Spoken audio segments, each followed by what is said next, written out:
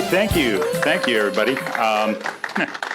So yeah, what I want to talk about today, and it's interesting enough, I was going to do a demo on my Mac LC with an external scuzzy, and the external scuzzy didn't make the trip here; it died. But luckily, I have a backup from the BlueSCSI, so I think we're good to go here. So the internal drive, which I've dropped this LC like 3 times here, and the internal drive still works. So what are we going to talk about today? So what is the BlueSCSI, first of all? How many people here know what it is? How many people don't? Okay, a few. So I'll go over this really quick. This is one of those things where it's like the hair club for men. Not only am I an authorized builder of this, but I'm also a customer. So I was looking for a SCSI replacement I have quite a Macintosh collection as well as an Apple II collection. So I was looking for a SCSI replacement, and there are a few of them out there. So I bought a SCSI 2SD, and that was great. I mean, it worked great, but trying to get the image on there, you needed Dr. Carl Sagan in the Army Corps of Engineers to help you with that, to try to get the image on that. So that was a tough thing. So it was like, all right, there's got to be something better out there. And I was looking and looking, and then I ran across Eric Helgerson's BlueSCSI, and I said, wow, $50. I'm going to buy 2 of them. So I bought two of them. I think I bought the kits for 40 or whatever. I bought the version 1.0, assembled them, and got the SD card out of there, put an image on there from like Macintosh Garden or whatever, plugged it in, turned it on, worked the first time. I'm there. Wow, these are great. So they're very easy to use. So it's a device that basically allows you to replace the spinning disk with SD storage, and there's a couple of versions of them.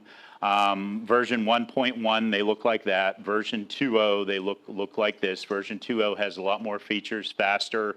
It uses the Raspberry Pi, where the 1.1 used the STM32. And I'm not going to get into a lot of that, but it's open source, faster access times. They're very reliable. They're very inexpensive. They connect to the computer just like another SCSI device. So it uses an IDC50 or a DB25. I'll show you both of those today. And the thing that I liked about them is that they were easy to use. So why do we use them? Well, we have the spinning disks have been around for 35, 40, going up on 50 years now, and they don't last forever. There's mechanical parts in there. Whoops, let me go back to that. How many people know this hard drive here? The Connor. Yeah, that's a real interesting one. It was a 40 megabyte drive. How many people have opened up a Mac with that in there and had oil and grease all over the top of it? Well, you do. It had the oil no spin problem, and then along came the good old Quantum 42S, which had basically the bump stops from the head became goopy with this stuff in there, and you had to either heat it with a hairdryer or whack it with a screwdriver to get the thing to spin up. So these devices are over 40 years old, and as I can attest, they die, and they die suddenly, like my external ones did today. This is an interesting thing. I have a QR code at the end with all the software and files and so forth that I'll talk about here. But there's a PDF of this book out there as well, and it's called the Hard Drive Bible. It has everything you want to know about hard drive in it, but it has a good section on SCSI and all the different flavors of SCSI.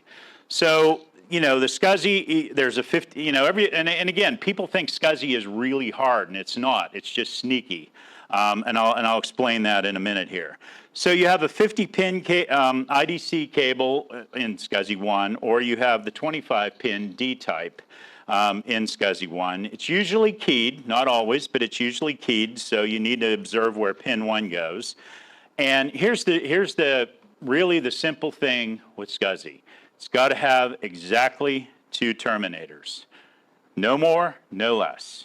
If you have more terminators or less terminators, it won't boot. Now, that's not very hard, but it's sneaky because some of the terminators are resistors that are on the drives, some of them are on the cards, on the BlueSCSIs, they're jumpers, whether it's terminated or not. So you may think you only have 2 terminators, but you may have 3, you may have 4, you may have 1. You got to have good termination power. The BlueSCSIs are powered with term power. If the card, like my CMS card in my Apple II that I'm going to show here, does not support term power, and I did not do the mod for it, it looks like there is a way to mod it by soldering a diode into there. The old Mac Plus boards didn't have it either. You had to solder a diode in there as well. So you have to have termination power somehow. And we're going to use, on the Apple II today, I'm going to use the USB adapter that Martin so graciously lent me here. So you need to make sure that your power supply is pretty good. It's about a 5% tolerance with term power. So some Macintoshes and things can support term power, but the power supply is not that good. So you need to plug an external USB into the BlueSCSI. And each device has to have a separate SCSI ID, 0 through 6, with 7 usually being the controller. So today's demo, we're going to change it up a little bit. The Apple IIe demo is going to be exactly as it is. It's a 1990 CMS card, CMS drive. You need a floppy, but I brought my floppy EMU today that's mounted in a Disk 2 case. If anybody wants to see that afterwards, there's a guy on Apple Fritter that sells the kit that you can do that, and it's pretty cool. And so what we're basically going to do is I have a BlueSCSI device, and I created a blank image on there. Now you can use different things to create a blank image. Cider press is usually a good one, and I'll talk to you about. There's a gentleman on the BlueSCSI forums, One Geek Army. He actually is an authorized seller as well, and he made a program called Disk Jockey, which I'll show you here as well, that is really cool, and you can make images of all shapes and sizes. So you basically just create a blank image, you copy it to the SD card, you connect the BlueSCSI to the SCSI disk, you boot it up. Now and that's it. And I'll tell you about the SCSI IDs here in a minute. Attaching a Macintosh, I was going to have an external drive. Now, the one thing with the external drive, the BlueSCSIs, they're just playing around with the 50-pin connectors. So they have the IDC 50s or the DB25s. So if you have an external SCSI drive that uses this 50-pin connector, I made this cable. I basically took an old SCSI cable that I had. I ordered this online, print this cable on there. So what happens is this will plug into where the terminator would usually plug in, and then this will plug into the BlueSCSI, and then the BlueSCSI will be just a device in that chain. Again, with the BlueSCSI being terminated. I'm not going to be able to show you that today because both of my drives are dead. SCSI cards, I've tested it with the Apple High Speed, the CMS, the RAM Fast. I don't have a GG Labs, but I'm assuming that it'll work with that as well because we've had people use that. Again, these are the pictures of what the device looks like. This is kind of a picture of what Disk Jockey is. It's an interesting piece of software. You can basically set your own capacity to build a blank image, or you can use a classic configuration, and you basically use drop-downs to pick a classic configuration. So like a Mac SE with the 20 meg hard drive, you can use it with different programs. It'll tell you that's what the image is, and then you can save the image. And there's both the Mac and a Windows version of it now. So some of the software tools needed, the Apple II Filer program, you need a volume copier, right? So you need a volume copier. The Filer program does it, the ProCell volume copy, or any volume copy software. You have to be real careful, though, because some software is aware of the block sizes. So you need to make sure the block sizes match perfectly if you're going to use something like Copy 2 to do a volume copy, because it'll bitch if the volume sizes aren't the same. ProCell and Filer, it doesn't care. If it's a block bigger, it'll say, hey, it's a block bigger. Did you know that? And you go, yes, and you move on. And again, the software and hardware tools for the Macintosh, you really need none. You can drag copy it, but if you don't like drag copying it, there's a volume image utility or any Macintosh software that does image copies of it as well. How am I doing on time? 10 minutes in, Chris? All right, so here's how you set the SCSI ID of the BlueSCSI. There's no switches or jumpers on it. You basically set it by the name of the file. And the name of the file, it starts out with HD, and then it has an XY, X being the SCSI ID of the device, 0 through 7. But again, 7 is usually used for the controller. Y is the LUN, usually is 0. Underscore 512, 512 is the block size, or the sector size. And again, there's different ones if you need them. And then you can use a name here that's, but again, from the H to the end of the name can't be more than 32 characters. So what I usually do is I'll do like HD20 underscore 512 and then put system75 or something in here, .hda. So that's how you set the SCSI ID of the BlueSCSI. And I'll put that at the end, and I'll go over here and we'll do a demo here now on the Apple II. Let me go ahead and plug the VGA in here. And we will fire the Apple II up. If I can get it on here on the connector. Oh, come on. There we go. All right, power the SCSI drive up. You're going to want to switch it on the video. What's that? Yeah, I will.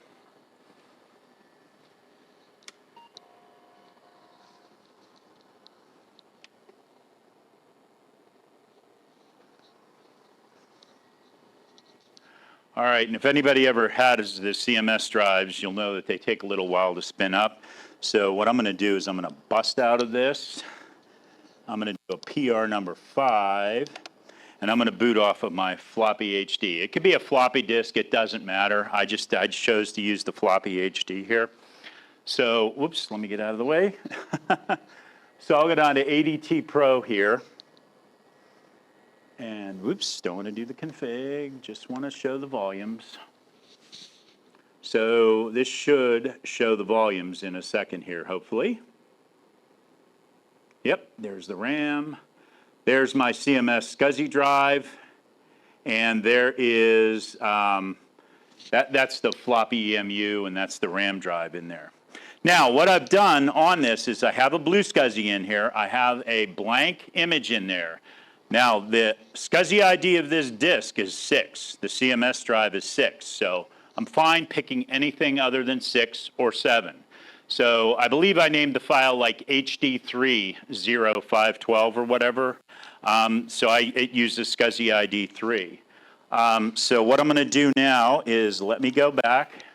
And we'll go to, and again, I did this on a CMS because I figured if it worked there, works a lot easier on the Apple II high-speed SCSI.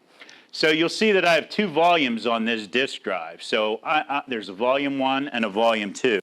Now, if you're familiar with the CMS utility, I'm going to go down here, and you'll see that I have a volume. I used SCSI ID 2 for the BlueSCSI, okay? So I use SCSI ID 2, and the actual physical drive is SCSI ID 6. All right, so I'm good with this. Let's go ahead and boot it, and I think I'm going to do a Q for quit. Okay, and I'm going to go ahead and boot that. And I'll do my PR number 5 here again.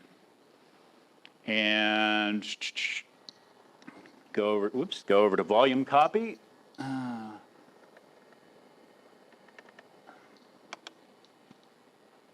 All right, and I know I'm going to go from 7.1, and I know the BlueSCSI is on 7.2.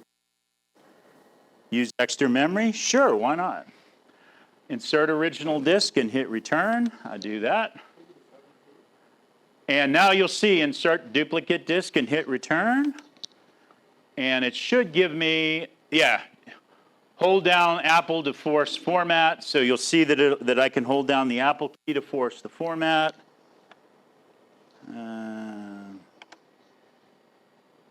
Oops, come on. Oh, I'm sorry. Yep, let me redo that again. Thank you. That was just me typing incorrectly here. Let's try that again. PR number 5.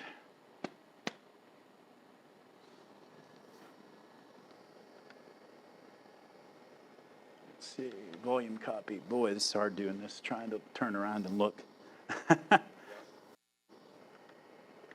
Volume copy. All right, make sure I get it right this time. 7.1 to 7.2. All right, insert the original, hit return. Okay to copy to a larger volume. I made the volume on the BlueSCSI a little larger. That's fine. I'll go yes, please. And let's see, what's it asking for? Destroy, yes. Okay. Now you see it copying here.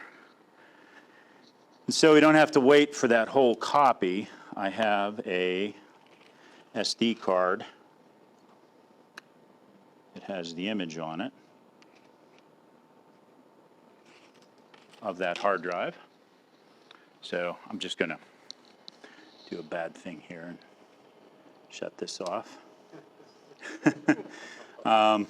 which is a really bad thing to do. Now what I'm going to do is I'm actually going to power my SCSI disk off, and I'm going to take, I think I put the connectors on here. I'm actually going to disconnect the SCSI disk from the Apple II altogether here. And all right, just so you there's no magic or thing going on here, I'm going to move it away. Switch the SD card on the BlueSCSI here. Let me see if I can do this here in the dark. Yep.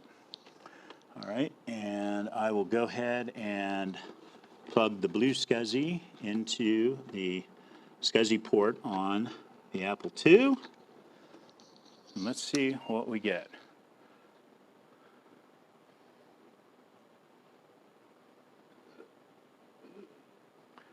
See if it grabs it here. I might have to do the same thing where rerun the utility.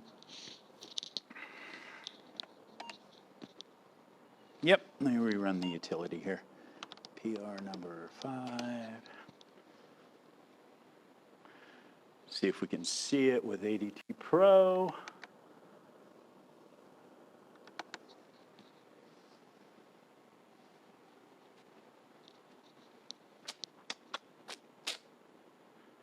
RAM. CMS1.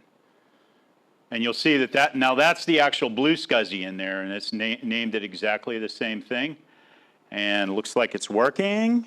So let's go here. Now you see there's only one device on there, one volume, SCSI ID 2. I'm going to quit.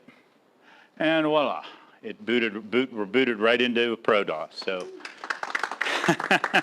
so now if my CMS drive dies on the way home, I have it on here. And I have it on the BlueSCSI. And I'll leave these up here and show you this. So let me switch over to the Mac real quick. Now, I wanted to do, like I said, I wanted to do the external drive on the Mac, but it died.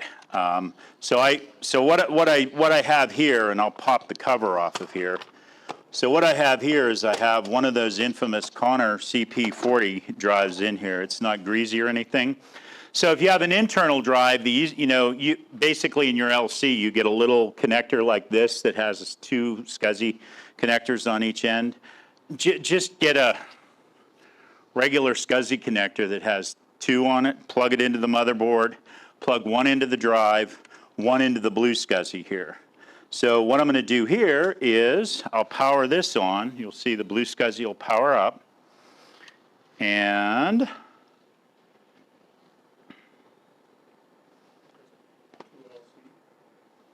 yeah, it's an LC2. It's kind of my test machine. It doesn't boot very fast. You'll see it'll boot up here. It's booting up off of the internal drive right now. Hopefully it'll boot up before we run out of time here.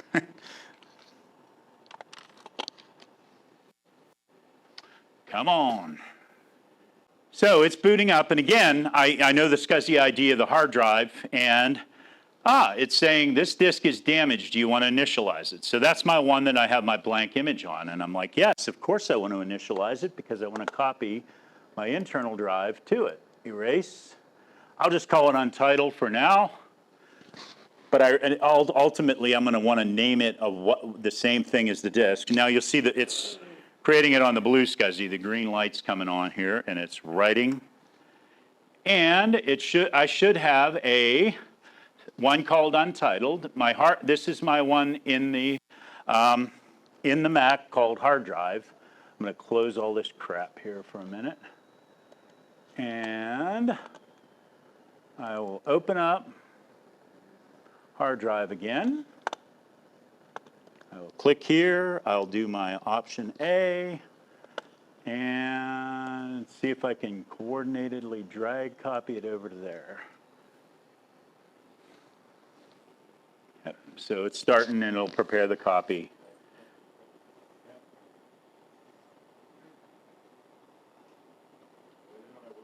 And there it goes. It's starting to do the drag copy there. Now, I'm going to do a bad thing again, and I'm just going to turn that Mac off. and that'll probably render the internal drive useless at this point. But I'm going to go ahead and turn this off just because we're running out of time. I'm going to disconnect that internal drive, and I'm going to do a quick switcheroo of the SD card, which this is really that drive over there, but now the BlueSCSI is the only thing on here. So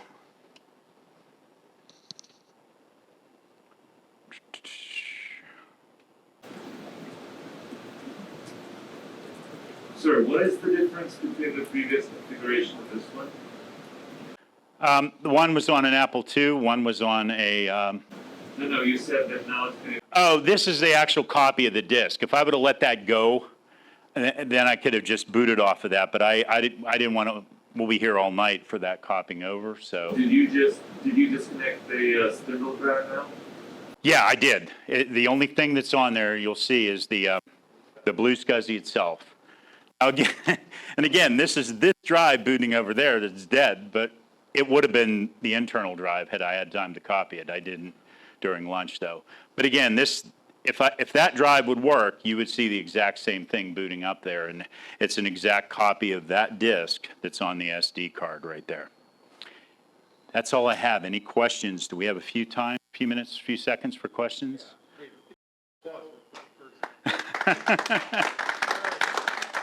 Wanted to try to keep this under 30 minutes. We'll let that boot. It'll probably. Yep. Can you explain how, in this case, the termination works? So first, you had spindle drive and BlueSCSI. Yes. And then you disconnected the spindle drive and there's only BlueSCSI. Yes. And so did you Yes, I will. I will once he's done. termination settings, or how did it work? Yeah, the question was, can you explain how the termination worked in this Mac LC here? So yes, I can at this point. And I'm going to switch it off again and do a bad thing here. Okay, so on the Macintosh LC, there's termination that's on the motherboard. So that's the one end of it. On the BlueSCSI, there are two jumpers here that are terminating jumpers, and you'll see the little terminating resistors that are there. Jumpers are on. This is terminated. Jumpers are off. It's not terminated. The Connor drive does automatic termination, so you don't have to worry about it. Now, if this was a different drive, I might have to worry about this and pop this drive off and pull a couple of terminating resistors off of there.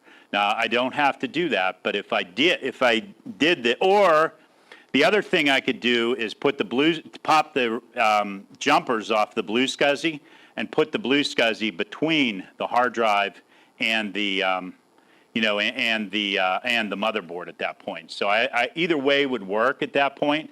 One is on the motherboard, one is on the BlueSCSI, and this one, the minute it saw the BlueSCSI had termination, it turned it off on here.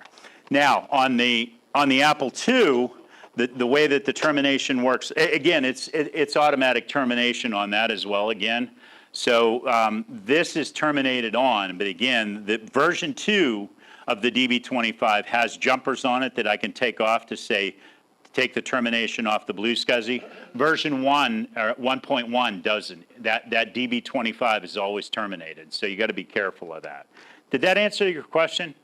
So you basically didn't have to, Because this drive is auto-terminated. If it would have been an older SCSI drive that wasn't, I would have had to pull the drive out, and then there are resistors that look like these little orange resistors on there. There would be 3 of them on there, and I would have to pull those out and unterminate this drive. But I'm lucky this one auto-terminates. does the order matter? Is there an order of how you switch from the motherboard to? The order doesn't matter. The question was, does the order matter? The order doesn't matter. The ID it matters. This is ID 6. When I name this image, it better not be HD 6 something something something, because then it's not going to boot because I have two SCSI units in there with the same SCSI ID. So you need to figure out what your SCSI ID of your device is, which you can easily do. By jumpers, you can run SCSI probe, or on the Mac you can run the SCSI utility, or the Apple II you can run the SCSI utilities or something like that. So yeah, absolutely. On the external hard drive, do I just plug the, so I've got a terminator, I've got my ribbon coming in from my SCSI card to the hard drive. Yeah. Then I've got a terminator on the hard drive. Yeah. The question was, what do I do on one of the external drives with this? So you'll see that I have a terminator on here and I have the SCSI cable on there. I'll boot the drive, make sure that it boots and everything, and then what I'll do is I will pop the terminator off of this, right? Then I'll put my cable that I made, and there's instructions on how to make this cable on there. I'm going to switch these around because it's better that this thing is on the top just because of the orientation. All right, I'll switch this, then I'll take this BlueSCSI and I'll plug it into here like this. So now I still have 2 terminators, the one on the board and the one on the BlueSCSI, and I removed the one off of the external drive at that point. And then the copy is just from the hard drive To the BlueSCSI. BlueSCSI. Yeah, I create an image on the BlueSCSI with using disk jockey. So if my drive's let's say my drive's a 1 gig drive, I can create a 2 gig image on the Mac. It doesn't matter. I'll create that 2 gig image, drag copy the 1 gig over, have 1 gig free, and then when I boot my BlueSCSI, I have a 2 gig drive with an extra gig of space free on there. But but again, if you want to make 1 gig and 1 gig, that's fine too. It's up to you. And my hard drive, the physical dock device, is already partitioned. All those partitions come over and show up on the BlueSCSI. Only if you do the question was that my drive is partitioned. Does all of those partitions come over? You have to use a sector copier to do that. You're not going to be able to use a volume copier. If you have multiple partitions on the drive, you'll have to use the sector copier on there, but you can do that. You can do that. So if you have a ProDOS partition on there, if you use a sector copier, you'll be able to grab everything on that. Mine's a GSOS. It won't just drag over the way you do with the Mac. No, you want to use the GSOS was the question. You'd use a volume copier on that. So a lot of questions. I had another question over here. It was just, is that CMS card DMA or not? Like how compared to the high speed SCSI? No. Oh, yeah, I don't know. That's a good question. The question was, does the CMS card use DMA? And I don't know. Any other questions? Last question. Nope. Okay. Oh. Where can I purchase one of these items? Oh, Ron asked, the question is, where can I purchase one of these items? Well, we have 2 authorized sellers here today. Joe, I don't know if Joe's still here or not. Joe's not here. I have some extra IDC 50s and DB 25s. If anybody wants one, see me at the end of the day and I'll be glad. If not, I have an eBay one, or you can go to scuzzy.blue. And there is a list of authorized sellers there, both in the U.S. and abroad. So, okay. Yeah, I don't see really any questions in the chat. One of the comments in there was a comparison between the SCSI SD, the RAS SCSI, the Zulu SCSI, and the BlueSCSI. And I believe there's a YouTube video out there. I'll find it, and because somebody did that. Maybe not all of them, but I'll find the YouTube video out there and post it in the Discord channel. Yeah, the new BlueSCSI, you know, the 2.0s are really, really fast on the Power Mac and the faster Macintoshes. They're really quick on the yeah, on the lower model 68Ks like the Mac SEs or the Pluses, you don't really notice the difference, but on the you know, on the Power Macs, you definitely notice the difference. Yeah, so one of the questions that popped up, Ron asked where, excuse me, asked where you purchased the BlueSCSI. If you go to scuzzy.blue, I'll type that in the Discord channel. If you go to scuzzy.blue, all of the authorized listing of all of the authorized sellers are there, including me. I sell them on eBay. But Joe, you know, Joe's there from Joe's Computer Museum. He's an authorized seller. Eric sells them and everything. So if you go to, yeah, or bluescuzzy.com will work too, Ron, but scuzzy.blue has the listing of all of the sellers in there and the stock. Yeah, Joe, that's true. Thanks, Ken. Joe has a lot of really good BlueSCSI videos on his YouTube channel as well. There's a question in the Zoom chat. Yeah, I see it. Since copying from old drives is part of it, any more details on the Stickler methods, ESP, and quantum drive? I'm assuming the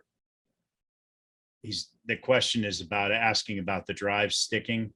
Yeah, if you have one of the drives that are sticking, a couple of things that you can try is, you know, jarring the drive when the unit's powered on, or take a heat gun or a hair dryer. Be very careful, but heat the drive up, and that'll sometimes, you know, reinvigorate the lube that's in there that's dried out and actually start the drive spinning again. Quantum drives, you know, I've gotten a bunch of them to start just by hitting them with the handle of the screwdriver on the side of the drive. Are there any plans to bring Wi-Fi accessibility to the BlueSCSI for the purpose of copying over images?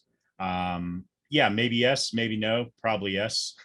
But yeah, you know, there could potentially be some future plans for that. All righty, thanks.